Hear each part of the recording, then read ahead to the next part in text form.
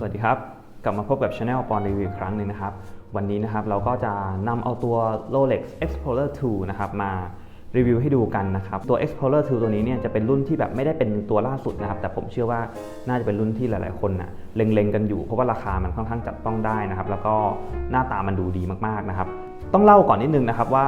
Explorer 2 เนี่ยมันเป็นนาฬิกาสปอร์ตเรือนที่แบบคือถ้าเทียบกันกับรุ่นพี่นะครับของ Rolex เนี่ยตัวนี้อาจจะได้รับความนิยมแบบไม่ได้แบบแรงมากเท่ากับพวก Submariner GMT Master หรือว่า Daytona อะไรแบบนั้นนะครับพวกนั้นนี่แพงระยับเลยนะครับแต่ว่าตัว Explorer 2 เนี่ย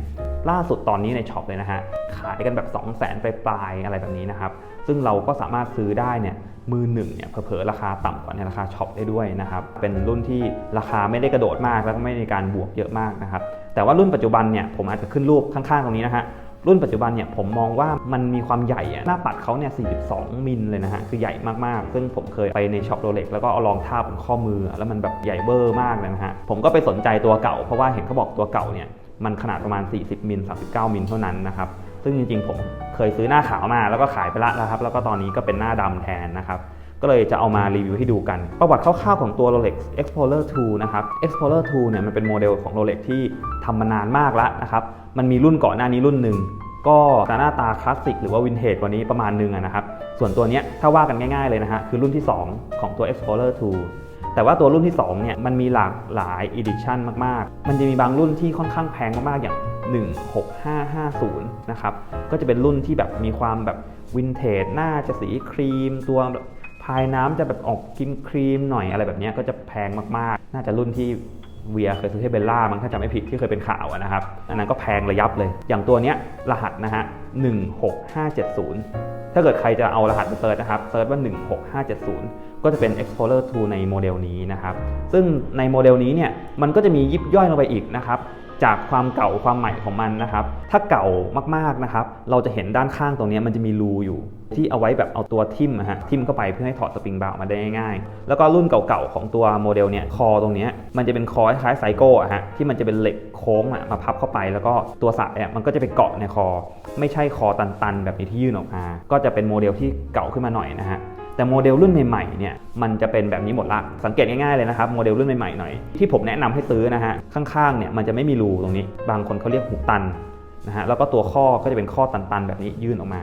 ก็จะเป็นโมเดลที่ใหม่ขึ้นมาในระดับหนึ่งละถ้าจะซื้อแนะนำเป็นประมาณนี้แล้วก็อีกจุดหนึ่งที่ควรสังเกตนะครับถ้าเป็นรุ่นใหม่ๆมากๆเนี่ยด้านใน Rolex เนี่ยขอบด้านในตรงนี้นะฮะมันจะมีเลเซอร์มงกุฎ Rolex แล้วก็โลโก้รอบๆเลยขอบเงินรอบๆเนี่ยแล้วก็จะมีซีเรียลตรงนี้ด้วยซึ่งก็จะใหม่ขึ้นมาอีกใครเจอโมเดล16750เนี่ยที่มีการสลักใน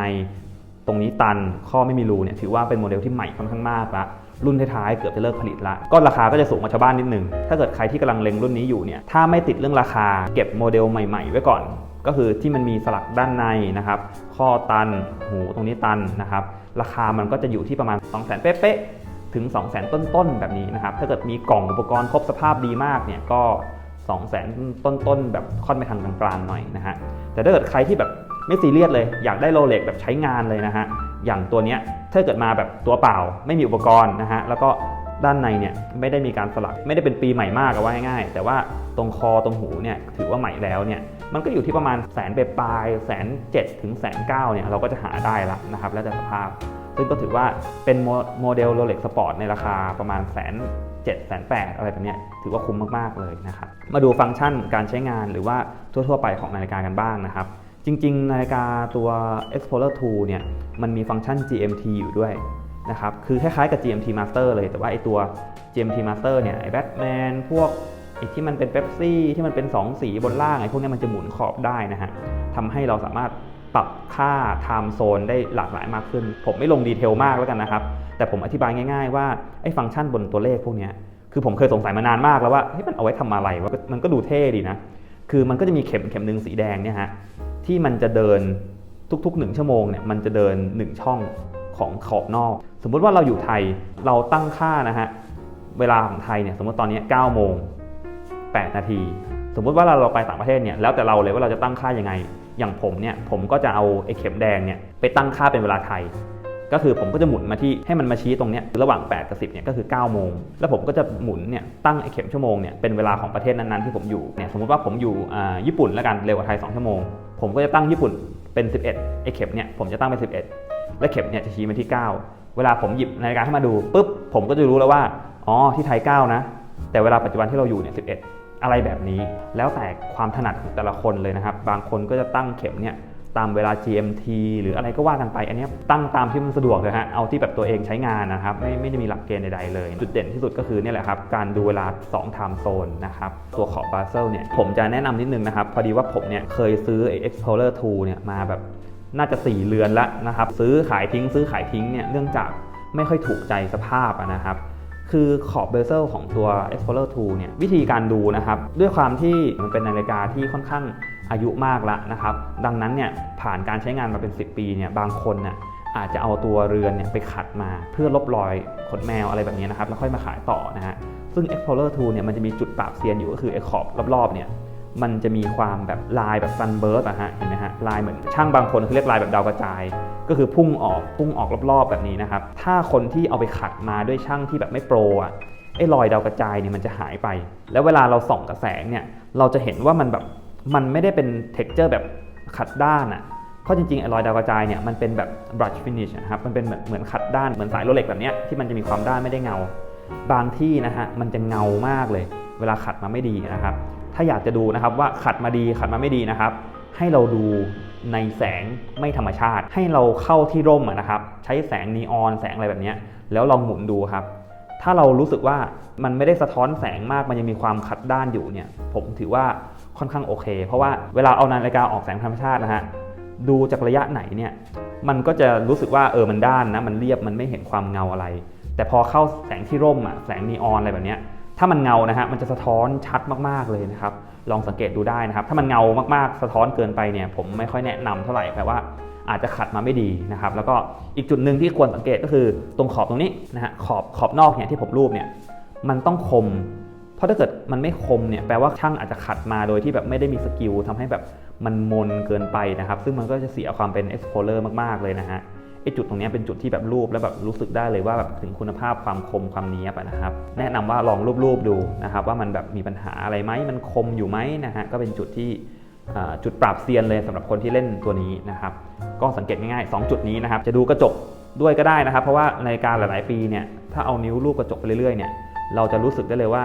เอาเล็บจิกเข้าไปแล้วก็วนนะฮะเราจะสัมผัสได้ว่ามันบิ่นไหมมันเจอแรงกระแทกอะไรมาไหมนะครับถ้าเกิดแบบขูดแล้วแบบมีความกึกกักเจอความแบบสะดุดอะไรแบบนี้ก็อาจจะเป็นไปได้ว่ากระจกเนี่ยไปกระแทกมามันก็มีผลต่อราคาในการขายต่ออะไรแบบนี้มาดูตัวนาฬิกากันบ้างเพิ่มเติมด้านหลังโรเล็กก็ประมาณนี้นะครับโรเล็กเขาก็แบบเชิดเลิศยิงๆนะครับไม่ต้องโชว์เคสแบ็กอะไรนะครับก็เก๋ๆของเขาไปนะครับไม่จำเป็นจะต้องดูนะจริงๆข้างในโรเล็กเนี่ยสวยมากเลยนะครับผมเปิดฝาหลังของ Explorer มาหลายเรือนแล้วนะครับเวลาตอนซื้อนาฬิกาเนี่ยคือแบบโอ้โหแบบข้างในแบบอลังการมากเลยทำไมไม่โชว์ไม่รู้นาฬิการุ่นเก่าๆของโรเล็กเนี่ยบานพับเนี่ยมันจะเป็นข้อบางๆแบบนี้เหล็กนะฮะตีแผ่นแล้วก็ตัวบัคเกิลก็จะแบบดูแบบบางๆดูไม่ได้แบบตันเหมือนกับรุ่นใหม่ๆนะฮะแต่ความแข็งแรงเนี่ยถือว่าค่อนข้างแข็งแรงมากก็เป็นการล็อก2ชั้นใส่ก็พับเข้าไปแบบนี้นะฮะแล้วก็ปุ๊บแล้วก็สับขึ้นมาแบบนี้มีไมโครแอดจัสต์ด้วยนะครับประมาณ4รูทำให้แบบสามารถปรับสายพวกนี้เข้าออกได้ง่ายขึ้นนะครับข้อมือ 5.5 นิ้ว 14 เซนเหมือนเดิมนะครับใส่มาแล้วเป็นประมาณแบบนี้นะครับ 39.1 นะครับหน้าปัดเนี่ยประมาณ39มิลซึ่งผมว่าเป็นไซส์ที่ดีมากๆนะฮะแล้วก็เข้ากับข้อมือแบบไซส์คนไทยนะครับถ้าเกิด42นี่มันจะใหญ่เกินไปละนะครับคือข้อเสียอย่างหนึ่งของโรเล็กนะฮะที่หลายๆคนบ่นกันมากๆเลยนะครับแล้วก็คนต่างประเทศเนี่ยบ่นกันเยอะเลยคือมันไม่เคลือบพวก AR coating มาเวลาสะท้อนแสงเนี่ยโอ้โหกระจายเดี๋ยวผมหยิบเนี่ยอย่างไซโก้นะครับง่ายๆเลยเทียบกับไซโก้สังเกตเห็นไหมฮะความสะท้อนแบบของแสงอย่างเงี้ยเวลามันสะท้อนแสงสีขาวอย่างเงี้ยจากแดดไซโก้มันจะแบบไปเทาๆใช่ไหมฮะมันจะดูมีความเทาๆตุ่นๆอันเนี้ยก็จะมาเต็มเลยเป็นกระจกเลยนะครับแล้วเวลาดูแบบไม่ได้หน้าตรงมากๆนะครับเวลามันมีความแบบสะท้อนหน่อยๆเนี่ยมันก็จะมีความติดตุ่นๆไม่เคลียร์มากแต่อย่างไซโก้ที่มันเคลือบมามันก็จะแบบชัดมากนะฮะอย่างตัวนี้ก็ต้องหามุมกันนิดนึงแต่ก็อย่างที่บอกโรเล็กเขาก็คงอาจจะแบบอนุรักษ์นิยมสไตล์ของเขาไว้นะครับเพราะมันก็เป็นเอกลักษณ์ของเขามาแต่ไหนแต่ไรละการใช้งานทั่วไปนะครับตัวนี้ถือว่าค่อนข้างโอเคมากในชีวิตประจำวันเนี่ยถือว่า ใส่ลุยไปได้ทุกที่เลยนะครับด้วยความที่โรเล็กเรือนนี้มันไม่ได้เป็นราคาที่แบบแพงมากนะฮะคือมันก็แพงในระดับหนึ่งนะครับแต่ว่ามันก็ถูกกว่าสปอร์ตรุ่นพี่มากๆเนี่ยเราก็กล้าใส่ทำงานบนคอมแบบเอามือถูไปถูมาแบบนี้เล่นคีย์บอร์ดอะไรแบบนี้เราก็จะกล้ามากขึ้นนะครับนิดนึงตรงที่ไอเรือนนี้ด้วยความที่ขอบมันเป็นแบบอลูมิเนียมแบบนี้มันจะได้ลุคแบบสปอร์ตมากคือเวลาใส่กับสูทอะหรือว่าใส่ไปงานกลางคืนหรือว่าใส่ไปงานที่มันต้องทางการอะไรอย่างเงี้ยไอตัวนี้มันจะมีความเขินแบบคือไม่รู้นะผมอาจจะรู้สึกไปเองผมรู้สึกว่ามันแบบมันสปอร์ตไปอะไรแบบนี้นะครับมันจะดูแบบมันดูลุยมากอะคือจริงๆ Explorer 2มันเป็นนาฬิกาเข้าถ้ำนะฮะรู้ไหมครับปัญหาของคนอยู่ในถ้ำอะคืออะไรรู้ไหมฮะเมื่อก่อนนะฮะเวลาคนเข้าถ้ำแล้วแบบเขาใช้ชีวิตในถ้ำวัน2วันนะอารมณ์แบบคนรวยมีกระตังอะแคมปิ้งในถ้ำแบบนี้นะครับเวลาผ่านไปนานๆปั๊บเนี่ยแล้วพอเข็มมันชี้ตรงเนี้ยที่เลข9เนี่ยปัญหาของนาฬิกาทั่วไปของคนเข้าถ้ำคือเขาจะไม่รู้ฮะว่ามันเป็น9 โมงเช้าหรือว่า3 ทุ่มนึกออกไหมฮะซึ่งผมก็แบบคือแบบเอาจริงๆจะไม่รู้จริงใช่ไหมแต่ก็ก็เป็นไปได้เลยว่าถ้าเกิดเข้าไปนานๆมากๆก็อาจจะลืมก็ได้ดังนั้นเนี่ยไอ้เข็มเนี่ยมันก็จะช่วยได้ตรงที่ถ้ามันอยู่ตรงเลขนี้มันคือเลข9 โมงเช้านะฮะแต่ถ้าเกิดเข็มเนี่ยมันอยู่ฝั่งนี้เข็มแดงนะครับมันคือ3 ทุ่มอะไรแบบนี้มันก็จะช่วยได้นะแต่ว่าปัจจุบันเนี่ยพอมันมีการเดินทางมากขึ้นเนี่ยเราก็ใช้กับพวก GMT โซนหรือว่าแบบ time zone ของแต่ละเมืองได้มากขึ้นอะไรแบบนี้นะครับเป็นฟังก์ชันที่ใช้งานได้จริงแหละในปัจจุบันย้อนกลับมาอย่างที่ผมบอกไปนะครับด้วยความที่แบบมันเป็นนาฬิกาคนเข้าถ้ำดังนั้นเวลาใส่กับสูทอะไรเงี้ยผมว่ามันดูสปอร์ตไปจริงๆอย่างพวก Submariner พวกอะไรอย่างเงี้ยที่มันหน้าดำหรือว่า GMT Master ที่แบบยิ่งเป็นสายจูบิลี่พวกนั้นอาจจะเหมาะกับออกงานมากกว่าเพราะมันมีความสะท้อนแสงมีความเงานะครับดูแบบลักชัวรี่ด้วยนะฮะอย่างตัวเนี้ยผมไม่ค่อยรู้สึกถึงความลักชัวรี่ของเรือนนี้นะครับแต่ผมรู้สึกได้ว่าแบบมันลุยมันเป็นนาฬิกาแอคทิวิตี้จริงๆนะครับสำหรับคนที่กำลังมองหาอยู่นะครับก็แนะนำเลยนะครับว่ารุ่นนี้เนี่ยก็ถือว่าเป็นเรือนที่คุ้มค่ามากๆนะครับสำหรับราคาแสนปลายๆนะฮะสำหรับคลิปนี้ก็ลาไปก่อนนะครับมีอะไรก็คอมเมนต์ถามกันมาได้เลยนะครับแล้วก็อย่าลืมกดไลค์กดแชร์กดสั่นกระดิ่งให้ด้วยนะครับลาไปก่อนครับสวัสดีครับ